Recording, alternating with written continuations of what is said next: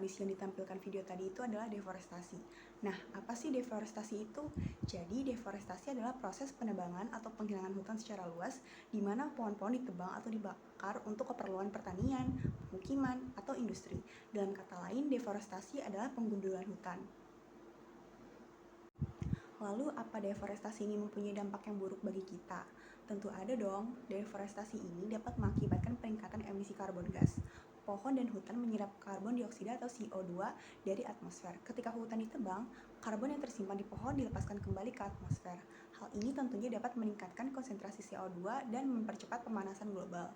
Selain itu, deforestasi mengurangi jumlah pohon yang dapat menyerap polutan udara, sehingga kualitas udara dapat menurun.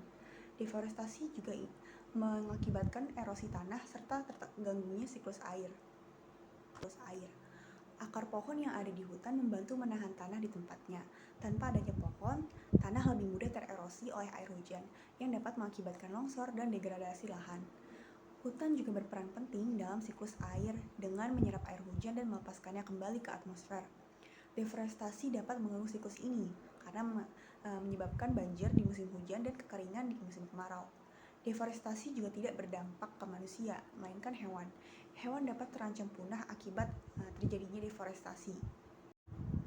Hilangnya habitat alami bagi banyak spesies hewan dan tumbuhan dapat mengakibatkan kepunahan. Kehilangan hutan juga dapat mengganggu keseimbangan ekosistem, karena hutan ini merupakan tempat yang menyediakan tempat tinggal, makanan, dan perlindungan bagi berbagai organisme.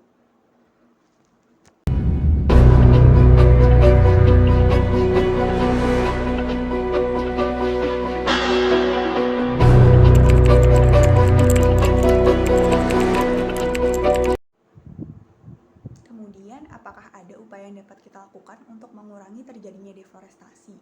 Tentu ada dong. Beberapa upaya yang dapat kita lakukan yaitu seperti reboisasi dan aforestasi.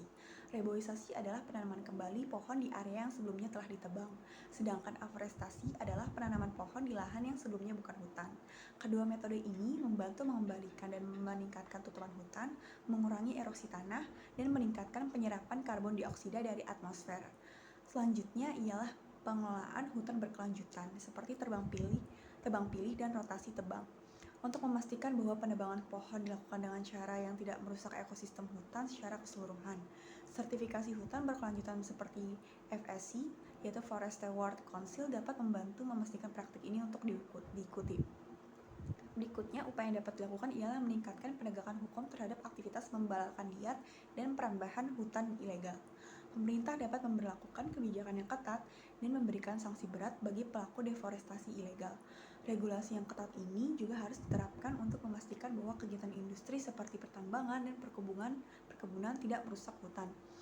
Terakhir yaitu melibatkan masyarakat lokal dalam konservasi dan pengelolaan hutan.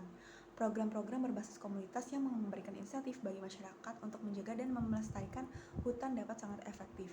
Misalnya memberikan hak kelola kepada masyarakat adat yang memiliki kearifan lokal dalam menjaga hutan.